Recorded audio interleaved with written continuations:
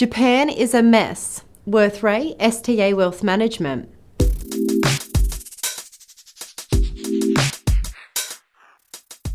The Mexican economy contracted 0.2% quarter-on-quarter in the 3 months to June of this year. Although this was an improvement from the preliminary estimate, it is the first contraction since the second quarter of 2013. Do you think the economy will show any improvement in the third quarter? Not really.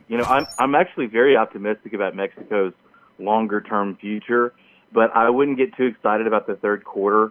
That drag in industrial production and exports to the U.S. in the second quarter is really about foreign exchange, and the peso is reflated against the dollar pretty significantly year to date. But you can see, Carstens and his colleagues at the Bank of Mexico getting pretty nervous by the end of June. They actually hiked interest rates by about 50 basis points. And I think that was really intended to shore up the peso in what they think, and you can see, they clearly think there's dollar upside risk here. And so, they're going to talk about inflation, but what they're really trying to do is get out in front of this so that the peso doesn't take a big tumble in the event the dollar does break out. And I think that's going to further weigh on Mexico's growth in the third quarter. But the next cycle should be really kind to Mexico, so I wouldn't feel too bad. The flash market manufacturing PMI in Germany recorded the lowest figure in 3 months, coming in at 53.6 in August. Do you believe this is the beginning of Brexit's impact on Europe's largest economy? Yeah, I think we are seeing some Brexit impact. German economy is clearly weak, but it's still in the expansion phase of the cycle.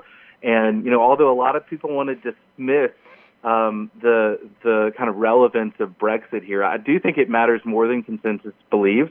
It's been a drag. It'll likely have political, economic, and financial aftershocks. And I think it's the beginning of a series of events that we have to pay attention to. And I think if you put enough of this on Germany and other parts of the EU, you're going to see some stress. I'd also keep a close eye on euro area banks, which, as a general rule, have breathed a sigh of relief in the past few weeks. But not really Deutsche Bank. And Deutsche Bank is in big trouble. The CEO just came out and warned that negative interest rates could be, I think he said, life-threatening for the banks. And that's ominous, with such a major insolvent bank problem across Europe, but particularly in Germany. Anything that causes, that triggers these things to kind of get out of control could easily not just drag on the German economy, but throw it into recession and, bring about a bigger adjustment in the euro area.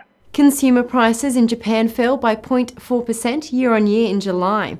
This was at the same pace in the previous 2 months, and it was the 5th straight month of decline. Do you believe these figures can be turned around? It's a mess. Japan is a mess. When you look at, these inflation readings down, 0.4%, for the period, with core inflation coming down kind of more than expected, hanging right on the edge at 0.3. This really signals that monetary policy is failing to stoke inflation expectations. It's hard to say what's going to happen after the Bank of Japan's comprehensive policy review in September.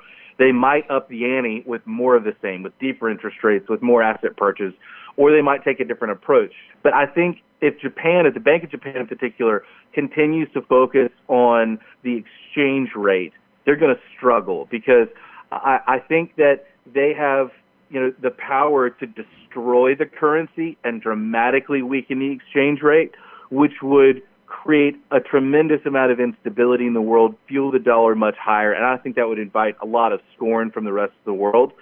If they don't do that and they try to take a half measure and they just try to modestly weaken the yen, that's likely going to blow back in their face, because all that'll do is modestly weaken the dollar. That'll put some pressure on the Southeast Asian carry trade to unwind, and you'll just see the yen strengthen back, and that's going to keep weighing on inflation. So they've got a very, very difficult road to hoe. I'm excited to see what they do in September.